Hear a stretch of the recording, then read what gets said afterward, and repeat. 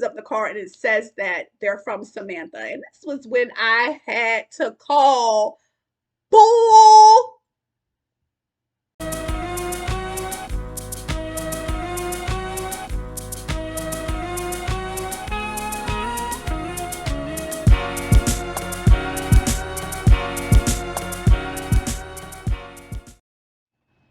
Hey guys, it's me, Alicia Shantel, with another review of the Sex and the City reboot, aka And Just Like That. We're on episode 2 and it's titled Little Black Dress. And what I can say is this episode really pulled on my heartstrings. I'm talking pulled on my heartstrings.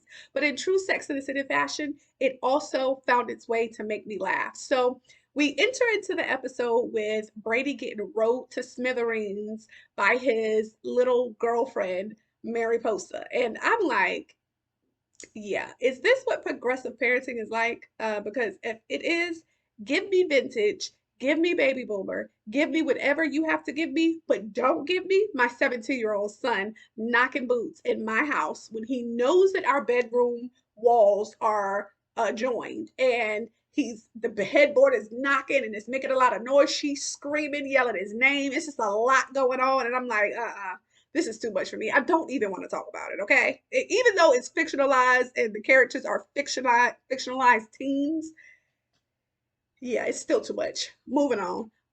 So Miranda is clearly upset. Like she's clearly upset. She's clearly annoyed. And I don't understand why she won't say anything. But like I said, if this is what progressive parenting is like, yeah, I can't. So she yells to Steve, like, Steve, can you hear this? You don't hear this? And like I said in the last episode, Steve all of a sudden has hearing loss. And I'm not saying that all of a sudden, because so many things could have happened. He does work at a bar. Maybe the music is loud. Maybe they're rocking out on the weekends. Maybe it's progressive hearing loss. I don't know what it is, but he wears hearing aids and he says he really can't hear it. But what I think it is that he's a male and it's his male son. Now, this is just me, but I feel like if he's a male and it's his male son, and if it was a daughter, he'd probably hear it really loud and clear. But since it's his son, it's like, my dude's the man. He's knocking those boots. And it's a weird thing that dads usually have with their kids or their sons in particular that, yeah, you know he can hear it because, or at least feel it, because his headboard is against the wall of Brady's headboard, and that headboard is like boom, boom, boom, boom, boom. So at worst, when he's leaning on, or at best, when he's leaning on the back of the headboard like this, he can feel that thumping. Like, come on now. But, anyways, Miranda is really annoyed and she goes to the foot of the bed to like get closer to the TV and turn the TV up. And she's like turning it up. And as she's doing that, you hear the phone ring. So she looks back at Steve, anticipating him picking it up. But like he said, he can't really hear. So she's like, Steve, get the phone. And so he grabs the phone. He's like, who's calling the landline? She's like, I don't know. Answer it. So when he answers it, he's like, here, it's Carrie. And so when she grabs the phone, she picks it up, and you can tell in the change in her expression that this is the moment that Carrie is telling her that Big has died. And I just say to myself, I am not ready for this. Like, I'm really not ready for this. And I think I was hoping that this was some sort of dream, some sort of, nightmare Carrie is having, and we would wake up and Big was really alive. But yeah, it's looking like that's not good. That's not the case. Mm. Whew. I am not ready, Lord.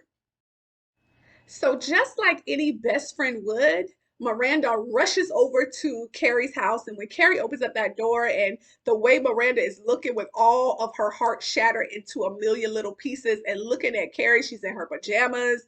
You can kind of see the corner in the back. That means his body is still in the house. And she's just like, what am I going to do now? Like, what am I going to do? And and then Miranda's like, well, the coroner's gonna take the body, and then we'll start making preparations. Just like, no, I'm talking about me. Carrie says, I'm talking about me. What am I gonna do? What am I gonna do now? And I'm just like, what are we gonna do, Carrie? Don't think about yourself, baby. What are we gonna do? We are all mourning over here. I had to take the day off. Okay. After I watched that episode, I had to take the day off. I was heartbroken. You would have thought that Big was my brother or something. I was just distraught, okay? Because we grew up with these characters. I mean, it's been what, 20 years? 20 years of this? Like, oh, I told y'all I wasn't ready. I am just not ready.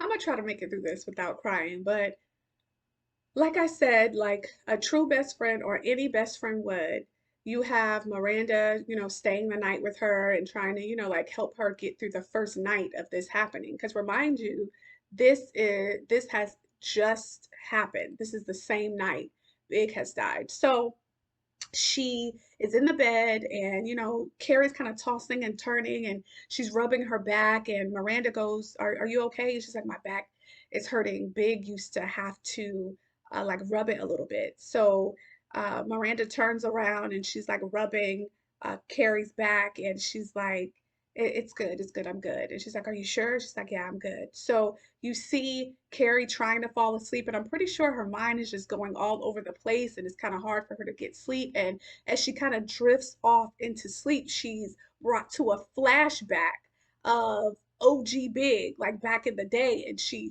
jolts awake, kind of letting out a like that. And Miranda is like, "Is everything okay?" Or whatever have you. And she turns over to hug her and they cuddle.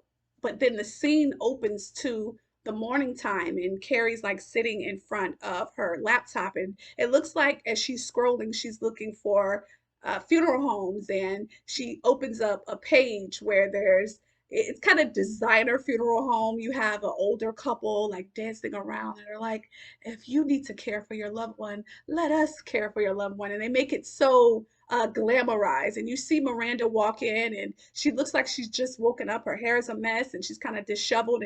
And so that leads me to think that it's early in the morning, actually, and that Carrie, in fact, did not get to sleep. I mean, who would? Do you blame her? But Miranda's like, "Hey, I'm gonna make us some coffee. Where's your coffee located?" And she's like, it's in, you need to, it's in the freezer, but you need to go to school, especially after the first day you had. You need to go to school. I'll call Charlotte. Don't worry. I'll call Charlotte. You need to go to school. And Miranda's like, no, I'm not going to school. Like, what are you talking? I'm going to be right here with you. I'm not going to school. Hush all that noise. I'm going to make us some coffee. Where's your coffee located? Carrie is like, the coffee's in the refrigerator. It's right there in the freezer. And she's like, okay, I'm gonna make us some. And Carrie's like, make us some what? And when Miranda heard Carrie say, make us some what, when they had just been talking about it, Miranda looks at her and she says, some coffee. But you can look at Miranda's eyes and see that she's like, my girl is not okay. Like, she's not okay at all, at all. So this next scene opens and you have Anthony in the closet. He's getting ready, I'm presuming, for his day. And Stanford walks in and he's just super emotional. So you know that he knows that Big has passed away. I mean, he's Carrie's best friend. So I would think that she would have told him as well. But he comes and he embraces Anthony. He's like, I'm so sorry. Because the night before, he stayed at Carrie's old apartment. They were arguing. It was really catty. And he was like, I'm going to stay in the apartment. And he was going to stay there the entire time that Carrie and Big were in the Hamptons. But now with this news, he rushes home. He's embracing his husband. He's like, I'm just so sorry. He's very apologetic. Anthony's like, this was so small. Stanford's like, we are just so lucky. We are so, so lucky. And it's nothing like a death, especially a tragic and unexpected death, to just snap you right back into reality when you start recognizing your blessings and how childish you have been and trying to reorg your life and just be a better person. And it seems like for a moment they are getting along and agreeing on that, and just they've rekindled and things are just back to where it was. And then Stanford, as Anthony walks away to go into the bathroom, Stanford says, are you wearing that cologne I hate? And Anthony comes back and looks at him like, really? And you're like, ooh, that Stanford ain't gonna change. He is just not gonna change. They really got him being extra diva-ish and just extra this season. I know that Stanford has been like that in previous episodes, but has he always been this diva-ish? Because I'm not, rest in peace. Rest in peace to the actor that plays him. But I'm just like, hmm, yeah, I'm not liking what Stanford is giving this season so far. I'm just not liking what he's giving at all. It's very self-centered. So when we enter this next scene, it seems like Carrie did actually call Charlotte. And so that leads me to believe that Miranda did end up going to school. Because like Carrie had said, she had a horrible first day and she needed to go and turn those things around. Okay. So they enter into this swanky funeral home, and the funeral director comes in and he's like, "Welcome to our Hampton suite." And it's like, "Oh, Hamptons, that's a bit ironic." But Carrie's kind of looking up and looking around, and you can tell she's not really feeling it. While it's very nice and likely very pricey, she's just like, yeah. So Charlotte's there. Like I said before, Carrie is barely showing really any emotion. She just knows that she has to get this thing together. She knows what she wants it to be like, and she doesn't really have time to break down. Charlotte, on the other hand, she's barely holding it together. Her eyes are brimming with tears. You know, in the cartoons, how the eyes are like the tears are like at the lid of the eye, the bottom lid. She's like that. Her face is all distraught. She's just, looking like this. And sometimes that can be a little bit stressful when you're going through things, because you then feel like you have to keep it together and you have to be strong for the other people that are around you. And when you're mourning and going through and having to make these preparations, I don't know if you guys have had to do that before, but I have. It's like you don't have time for others to be losing it. I need y'all to keep it together so I can lose it if I need to. But anyway, they go to sit down, and while they're waiting for the mortician to come in, Carrie's like, "I think Big would hate this. I mean, it just screams old people and death. He would not like this." And Charlotte just finally loses it. And she's like, "I'm just so sorry. Please forgive me. Please forgive me." And Carrie's like, "What are you talking about? I mean, what's going on?" And she's like, "I'm just so sorry. I made you go to the recital, and I just wish that you wouldn't have gone because you would have been with Big and all this." And she was like, "There's nothing that I could have done to change that, Charlotte, and there's nothing you can do to change that. I'm not upset with you. You don't have to apologize." She was just like, "I just feel so bad. I feel like you're mad at me." And as she's crying and being distraught, the mortician walks in, and to see her so disheveled, she's like, she looks down, the mortician looks down at Charlotte, and she's like, "I'm so sorry, Miss Preston, for your loss." And she's like, "I'm not Miss Preston, she's Miss Preston." And Carrie's like, "I'm Miss Preston." She's like, I'm so sorry." She was like, "But we're gonna have to go." Carrie's like, "We're gonna have to go." And the mortician's like, "I'm just so sorry. I mean, it was a mistake. She was just, I saw her crying, and so I assumed that it was her, but I didn't mean to." She's like, "No, no, no, it's not you. It's not you, it's me." And that's what Carrie was saying, because the mortician really did not want her to leave. And she's like, "Shit." That's what the mortician said, because she thought it was something that she did to make Carrie leave, but in reality, it was just the fact that Carrie knew that this is not something Big would have wanted. And at the time, Charlotte was just going super crazy and just being a mess and losing it. And so she was like, "Look, you just go home. I'm gonna put you in an Uber. You go home, you get in the car, you drive off, and I'm gonna just take a walk and handle this on my own." So she put her in an Uber, which I thought was cool, because of course, in historical Sex in the City fashion, she would have gotten into a yellow cab, because that's what we're used to. But in fact, of course, with the times, they make it a point to say, "I should be calling you an Uber." That's what Charlotte says. And she's like, "No, go take a nap, go get yourself together. I'm going to be okay." And so uh, Carrie puts Charlotte into the Uber. You see her drive off. She's like, I'm calling Miranda right now." And she tells her she's handling that right now. And she walks down the street, Carrie does. And as she's walking, she's just thinking, and you can tell she's in her head. And she probably has, like I said, a million things on her mind. And she strolls up upon this little curbside restaurant, and they have, a little couple chairs outside where people can eat. And when she looks down, you see a blonde girl with her back to Carrie, so you can't see the blonde girl's face. And you see a distinguished gentleman looking at the blonde girl. They're like laughing and having dinner, and Carrie kind of like just looks at him, and he looks at Carrie, and she looks at him, and you can tell that Carrie is reminiscing of a time when she was that blonde girl sitting there having lunch with Big, the love of her life. And it takes her there for a moment, and then, she snaps out of it. So simultaneously, while I'm assuming Charlotte and Carrie are checking out funeral homes, Miranda is going into school. And this is different from any type of school that I've ever seen, because I've been to college several times. Don't judge me. And I've never had to walk through like turnstiles and show IDs as I'm coming into the building, but maybe this is what they do in New York, or this is normal for some colleges. But Miranda walks into the school and she comes through the turnstile. She shows the security guard her badge, and as she's walking through the turnstile, she drops her books because, as you know, she's old school. So she has a bunch of books. She doesn't have it on a Kindle or an iPad or whatever, but she goes to pick up her books. And as she's bending down to pick up her books, in comes the professor, Nia Wallace. And as she's coming through, Naya realizes, or Professor Wallace realizes that, oh, she doesn't have her badge. And the cop is like, or the security guard is like, you need to get out of line and show your badge. She's like, hold on, it's in my bag. I'm sorry, I'm a professor here. I'm looking for it. She's rummaging through her bag. She's like, just give me a couple seconds, 10 seconds. And as he's giving her some obstacle with getting in, Miranda looks at the professor. She's like, oh, no, no, I go to school here. This is Professor Nia Wallace. I can vouch for her. I go to school here. And he's like, I know, but she can't come through this turnstile unless she has her ID. And Miranda goes, this is ridiculous. I said that I can vouch for her. She's Professor Nia Wallace. She works here. I am. He's like, are you Nia Wallace? Okay, your ID is not going to work.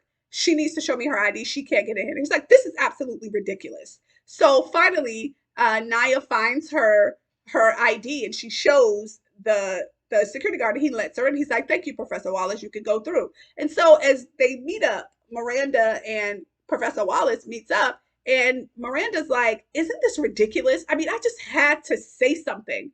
And Professor Wallace is like, well, did you have to say something? Because I knew that it was in my bag. Essentially, you just made an already awkward matter worse. And she's like, well, this is everything that I learned in social justice classes. It says if you see something, say something. And she's like, I mean, you really, in this sense, only made it worse. And really, you're feeling your white savior mode caused you to interact, in that way. But I'll see you in class. And she walks away. And Miranda's like I can't win for losing. And I do feel bad for Miranda in this situation because there's a thin line, I guess. And I'm not, a white person, you know, but I'm just like I can only imagine how awkward it is trying to be, an ally and trying to defend and also not have a white savior complex, to do it, to just say I'm not racist, but to find, to straddle that thin line, I just couldn't imagine what it is. So I have compassion for her in this moment because her intentions are good, but it seems like no matter what it is that she's doing, she can't catch a break. Like she can't do the right thing in her professor's eyes.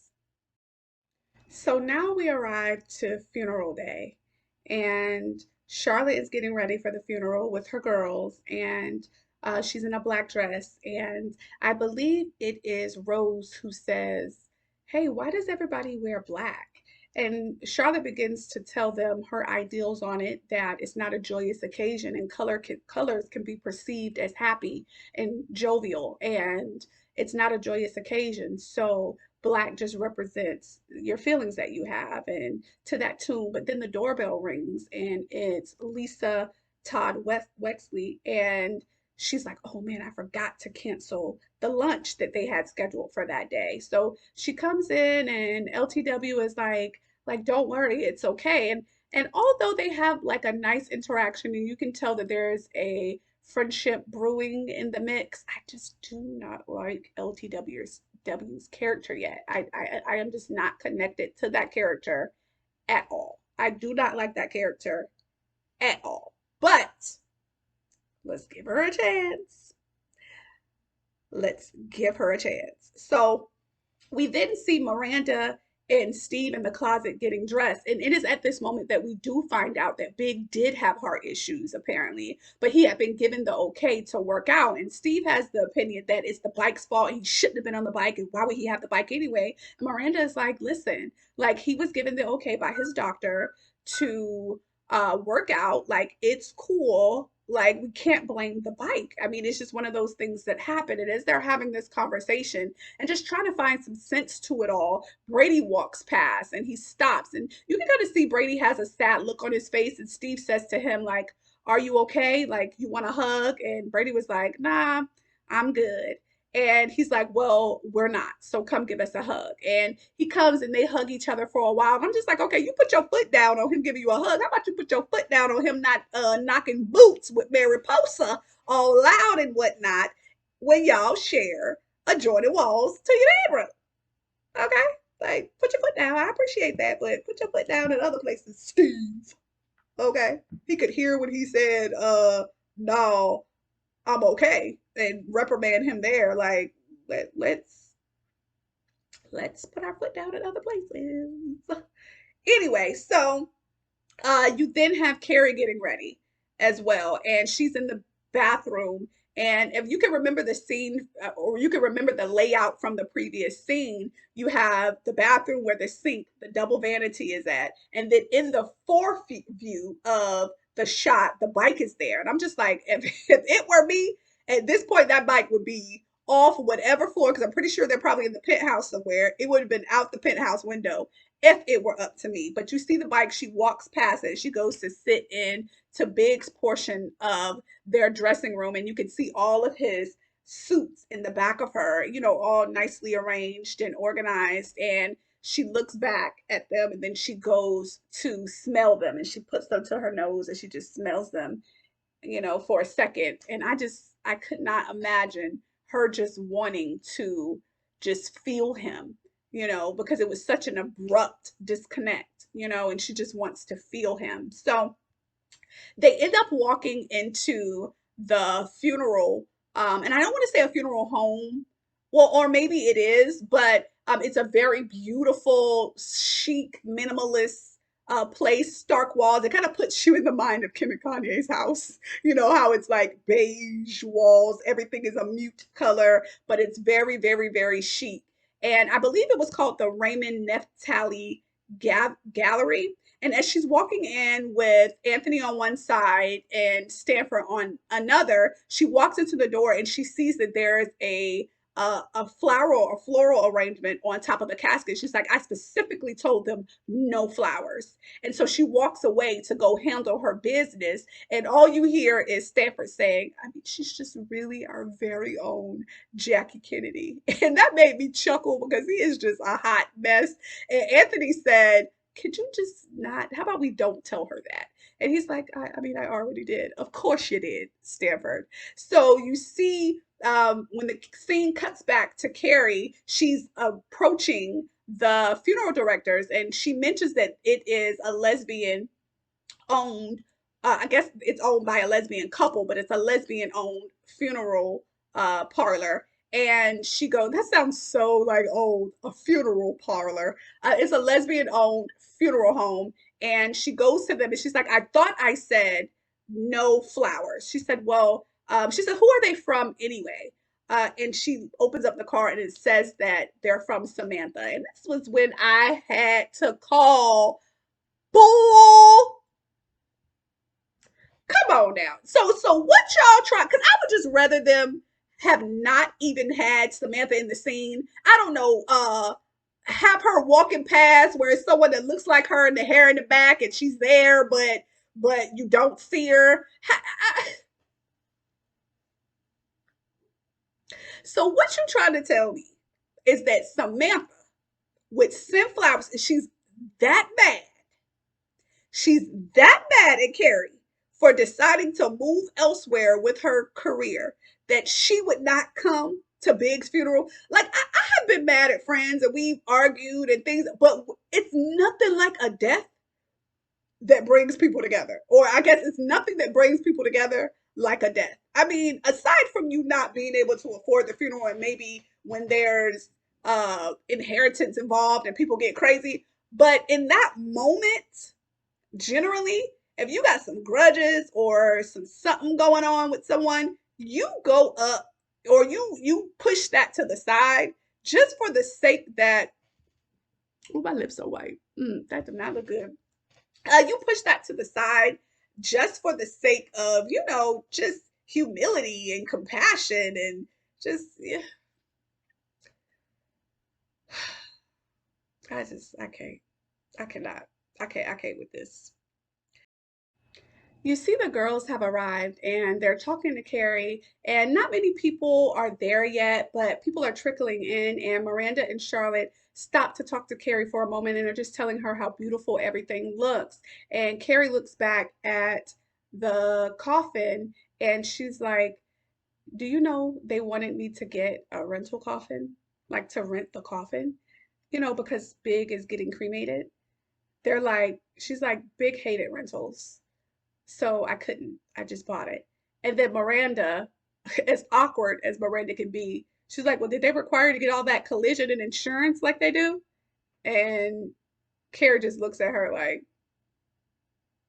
and she's like, I'm so sorry. I tried to say a joke and it wasn't funny. I'm so sorry. And, eventually Carrie sees Gloria, who is Big's old secretary, and she walks over. She's like, oh, there's Gloria. Let me go say hi. And so she walked in. Gloria is an older woman, and she walks in and she's like, hey, Gloria. And Gloria, they share some sentiments and they reminisce about Big a little bit. And she's like, I'm just so sorry. We're meeting under this, circumstances. And I don't know how you feel about getting hugs, from strangers, but she's like, you're definitely not a stranger. And they hugged each other, and you could just tell that Gloria had some deep, deep, deep love for Big. I mean, they've known each other for all this time. And as Gloria is talking to Carrie, she asked, where should, I sit? She's like, sit anywhere. You just sit anywhere you want to, basically your family. And Carrie walks over to Che and she thanks Che for coming. And then Che's like, this is, you just lost your husband. Of course, where else would I be? I'm here to support you. And Che, I learned, is also a stand-up comedian. So she gives a joke about if anything gets rowdy, she will protect it, because she used to work in a dyke bar. That was her words, not mine. And she, Karen gives a little smile and she's like, oh, I tried to make you laugh, but at least I got a smile. And they move on. Stanford, then you see Stanford and Gloria speaking, because Gloria, when she was told that she could sit anywhere, went to the front row and she sat on the front row. And Stanford approaches her and she's like, the front row is for family or VIPs or something that he said. And Gloria was like, oh, okay. And Anthony was like, no, no, I'll sit on the other row. No, no worries. You don't have to tell her to move. And Stanford's like, no, you could sit down there. I'll sit, or back there. I'll sit here. Carrie's sitting here. You see there's names on the chairs they're assigned seats. Carrie's sitting here. I'm sitting here. And then he told Anthony, once Gloria walked away, kind of upset by the interaction with Stanford. Anthony's looking at him like, who are you? Like, why are you acting like this? And Stanford's like, I need to sit beside my best friend and my husband needs to be sitting beside me.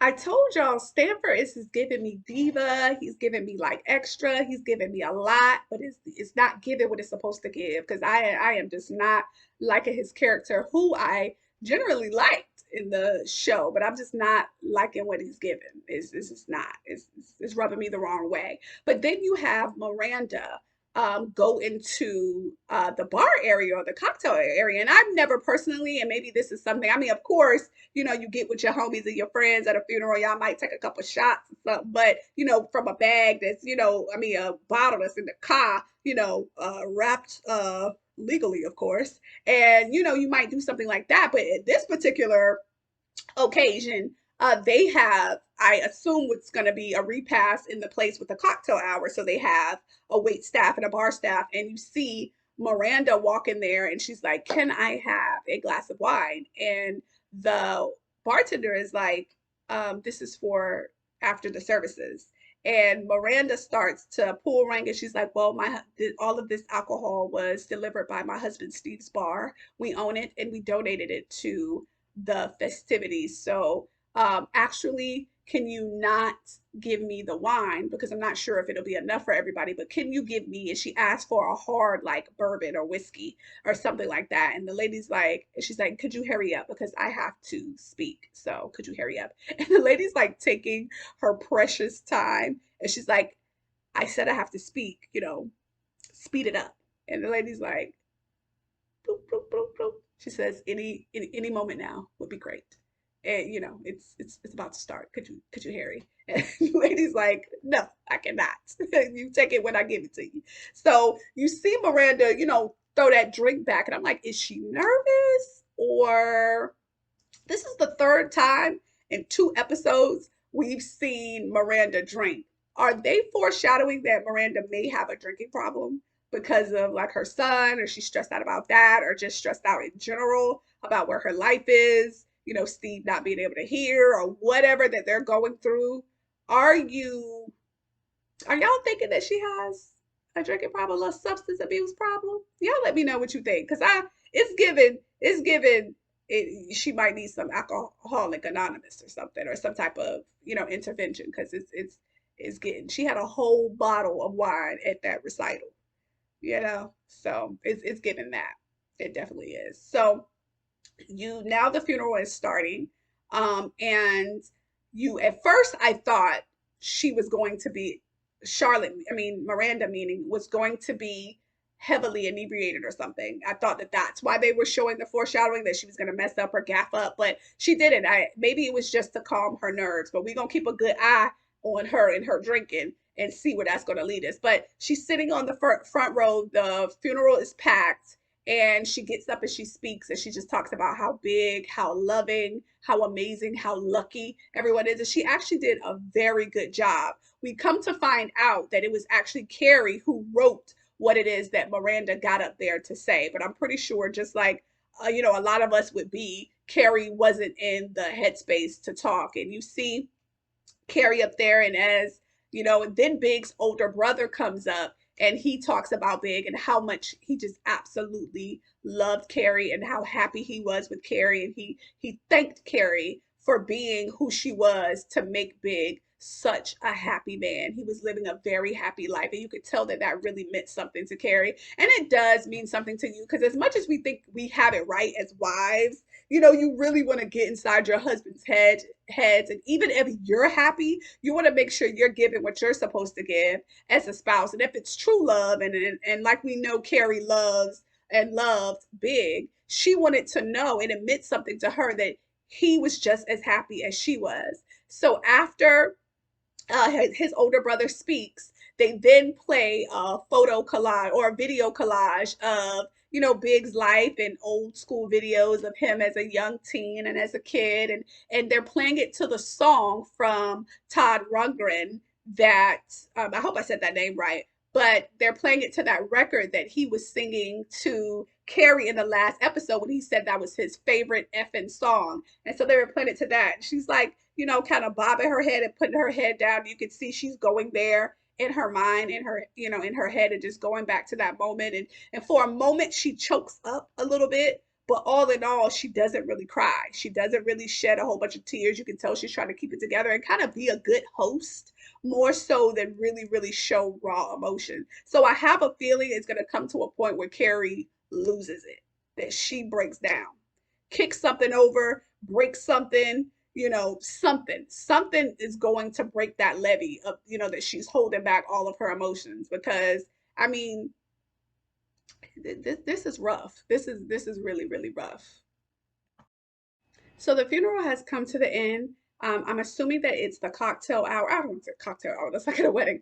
I'm assuming it is the repast, and everybody's drinking and kind of socializing, catching up, and people are running up on Carrie just like they do after a funeral. And Gloria is one of them, and she's like, "Hey, there is a lot of paperwork that we need to take care of," and Carrie's like, "Oh, okay, I'll get to it." Because then Susan Sharon runs up on Carrie. Then you got Bitsy Muffling that comes in blabbering about her husband, that she just lost to COVID and there's a lot going on. And, Carrie doesn't have the time to talk to Gloria about it right now. But when Gloria said there's a lot of paperwork that we need to take care of, I was like, oh, Big has been married before. He has been married before to Natasha. Okay. So I feel like it's going to be some something going on. Okay. It's gonna be some something with Big's paperwork. And I would like to think that Big was smart enough, he was a businessman, be smart enough to take care of his stuff. But sometimes when you're married and you divorce, you don't take like certain people off of your life insurance policy. Like, you don't even be thinking, you just be moving. And because you never think, everybody think they're gonna live to 120, but I'm hoping that he had that together, because it would be a hot ass raggedy mess if Carrie is left with nothing as far as big stuff, or if Natasha has technical ownership through and by paperwork or something like that. I'm just hoping that it don't get messy. But you then have Che outside, in true Che fashion. They are smoking weed and in that little pipe thing, and she's out there, and you notice that she's smoking with Brady, and Brady's taking a couple hits, whatever, and they're just out there talking like two bros. And Miranda is like, Brady, and when she called his name, it caused him to drop the pipe, and it fell into pieces. So Che is bent down, picking it up, putting it together, and she's like, who do you think you are? Brady, get in the room. And he's like, kind of talking back to her a little bit. And she walks up on Che. She's like, who do you think you are? I will crush you. And she walked up on her. And I was like, oh, is Miranda about to haul off and slap Che? Because I don't know. Che kind of think she might be able to hit Miranda with a 1-2, or whatever have you. But this is the Miranda I know, okay? The Miranda that's fierce, not like blubbering over her words like she's doing in school and all that. The Miranda that's fierce. She walks up on Che. She's like, what's up? Like, he is 17 years old, okay? He don't smoke no weed, and I don't know what's wrong with you. If you're on crack, who knows what's in that pipe? But you need to leave my son alone and get away from him before you have to see me, right? And Che was like, whoa, chill. Like, you need to chill. Calms it all the way to bring it down a few 4, 5 notches. Your son was the one who approached me. Like, he asked me for a hit. I just gave it to him. Like, don't blame me. I didn't know he was 17. That's his job. That's your job. It's not my job. But I'm going to go ahead and bounce. So Che walked away. And Miranda was like, what is wrong with you? Go home with your father now. You're going home. Go find your father. You're leaving. And he said something smart. I don't remember exactly what he said, but as she was walking away, he said something smart. She walked up. She said, what you say? I said, oh, now this is the parenting that I likes, okay? Where you like, what do you mean? You back talking, you sleeping in my house, you wilding, and you doing the smoking and doing all that. Like, calm it down. What did you say? And he was like, nothing. I was like,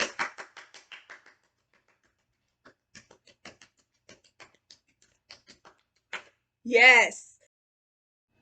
So after Miranda bosses up on Brady and puts him all the way in his place and gets him all the way together, she walks back into the thing, and as awkward as it can be, Carrie is sitting there talking to Che, and she walks up and she was like, hey Miranda, come here. I want to introduce you to my podcast boss.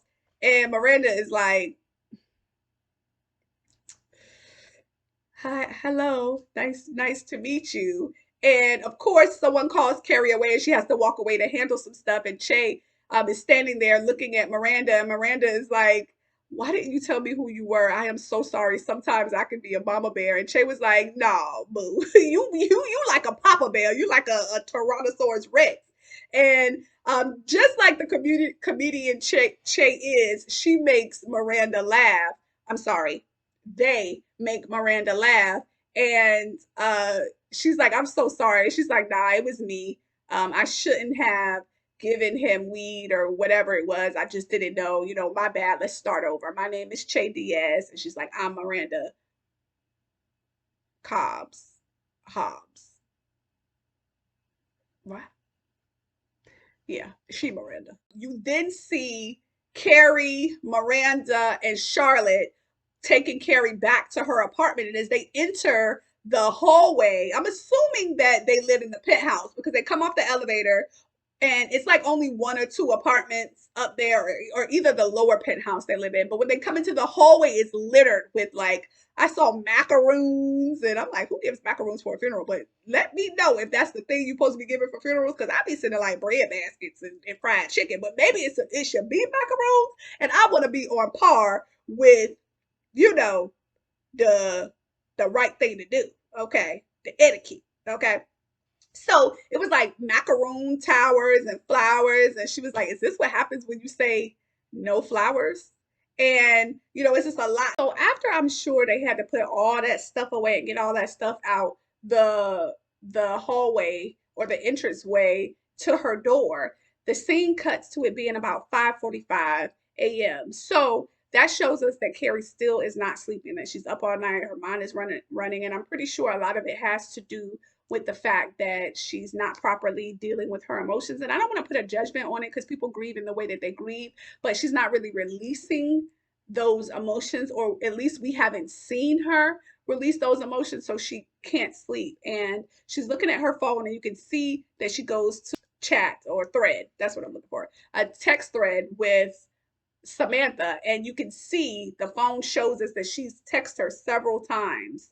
And the last one was, "Can we talk?" And none of them Samantha has answered. So she just sent and said, "Thank you for the flowers. They were beautiful." And she sends it. She like sits there pondering and thanking. The scene switches to Miranda in the train or the subway station, and I'm assuming she's just leaving school because the professor walks down too, and you're like, oh, okay, now they're back in the train station again. What's going on here? And I'm thinking the professor is actually going to be a reoccurring character, like often. And you see, which is so weird to me, the writing in this, but a person in a Chucky costume comes down the subway stairs with two other people. They're like jumping and scaring people or whatever. People are like, oh no, get away or whatever, and they're like walking away. They're like, oh, I'm so scared, but you can tell it's like a a um a prank or whatever have you, and you're just thinking some kids are being stupid. But when they get to Professor Wallace, they try to snatch her bag. And she's like, no, get away. And the train is coming. So I'm like, oh my gosh, are they about to put her in front of the train? But Miranda then takes that big book that she has, that she's actually reading in the subway, and she smacks the back of the person's head. And he falls down. And as the train comes, they run onto the train. And she's like, thank you so much, and she's like, I didn't know what to do. This was so weird. I didn't want to be a white savior, but I didn't know what to do. And she's like, no, you did good in this time, and the professor says old school, because she calls her old school because she likes to read books the traditional way. And they fist bump, and I was like, oh, look at this little friendship brewing, this little, she winning her over. So finally, Miranda is able to display, her true heart. And I feel like the professor could have, viewed that earlier, but I know that they're letting this play out for the sake of social injustice and just seeing how Miranda is evolving in her quest to just be more socially conscious. So Carrie is chilling in her apartment, probably just taking a moment to clear her head and just woosah, and her doorbell rings. And I'm like, oh snap, who is this? I'm like, is it Gloria coming with the papers? Because I need to know what's going on with that. I need the tea, sis. So, but when she opens up the door, it's actually the bellman, and he's giving her a box. And when she looks at the box, she realizes inside the box is Big's ashes. So she calls up her good Judy Stanford, and she calls up Miranda, and they come over. They're having martinis, and they're sitting there. And she's just trying to have a good time because she's like, she knows she just can't be here with Big in a box, and the box is sitting on the coffee table, and they're just having a good time. And actually, it's cool because tonight is actually Miranda's night to stay the night with Carrie, because they're each taking turns staying the night with her until she gets comfortable with being alone again after so much time. Well, guess who Nizzox on the Dizzo? And it is Charlotte. And Charlotte was just dropping by to get Carrie all of her favorite magazines because she knows that she would be held up in the apartment. But before Carrie goes to get the door, she's like, hey, Stanford, I need you to hide. I need you to hide, because if she comes in here and she sees that she was not invited, it will be a thing. So I need you to go hide. He's like, why do I have to be the one to hide? Why can't it be Miranda? And she's like, because it's Miranda. It makes sense for Miranda to be here because it's her night to stay the night anyway. But if I called you and called Miranda and didn't call her, she's gonna feel left out. It's gonna be a thing. Can you go hide? He's like, I don't think I'm a good hider. I'm like, Stanford, just go hide your ass in the closet. Go hide. Go hide. Well, he's like, I don't know if I can do it, but I'll go. He's like, please go. He's like, well, why didn't you invite her anyway? She's like, because she's been crying. She has sad eyes, and I need this moment to be cool. Like I don't want her coming over here losing it. Like she hasn't been able to keep her emotions together. And I just can't handle that right now. I called you guys because I need some peace. Well, Stanford finally obliges Carrie and he goes to hide or whatever. And Carrie goes to the door and Charlotte's like, hey, I just wanted to let you know that I gave you, I got you Vogue Italia, I got you Vogue, Spain. I got you all your favorite magazines from the Good Magazine place, the place that has all the ones, your favorite ones that you have. And I just wanted to bring them over, and Carrie's like, thank you. And she's like, Miranda's back there, it's her night to stay. And she's like, hey, Miranda. And it's all cool. But then Stanford's tail go running into the place in the area, the living room where Miranda is sitting to grab his drink and run back. And she's like, Stanford's here? And she's like, Stanford. And Stanford comes back. He said, I told you I wasn't a good hider. Stanford. You could hide in the closet. You could just be in Carrie's room for 5 minutes. You could be in Carrie's room for 5 minutes. And of course, Charlotte, she's like, I get it. No, no, no. It's okay. I get it. She gets all emotional and starts to cry. She goes to leave. And she's like, Carrie's like, look, I didn't invite you because of this. And she like yells. And she's like, stop making it about you. Stop making it about you. And so then the next door neighbor opens the door. He's like, is everything okay out here, Carrie? And she's like, no, no, I'm sorry. And they go back in the house. Carrie goes to walk back into her house and she's like, I can't. And Charlotte's looking there with the puppy dog eyes, standing there looking crazy in true Charlotte fashion. And she's like, come on. And Charlotte goes into the house with them. And so I'm assuming Charlotte stayed and parlayed for a little bit. She just wanted to be included. And, Charlotte, she's all sensitive. She's like a wet marshmallow, just gooey and mushy or whatever have you. So the scene flashes to, Carrie in the bed with Miranda. She's tossing and she's turning. She just can't get right. And she's like trying to go to sleep. But eventually you see her taking her blanket and just walking to lay on the couch. And she makes mention to sleeping pills to Miranda before she gets up to leave. She's like, can I have another one of the pills? And she's like, no, you have 5 more hours. You can't, when Miranda looks at the time and she's like, oh. So she goes onto the couch and she just sits there and she like lays for a while. She kind of tosses and she's turning, she's trying to sleep. And the scene closes with her saying, and just like that, you realize just how long 5 hours is. And that's the end of the second episode, Little Black Dress. So thank you guys for coming along for this ride, me getting back into the swing of things and doing reviews and just reorganizing how we do things. We'll be releasing them on Thursdays, it seems. Try to have them on by late afternoon. But thank you. Thank you so much for joining again. Don't forget to like, comment, and subscribe.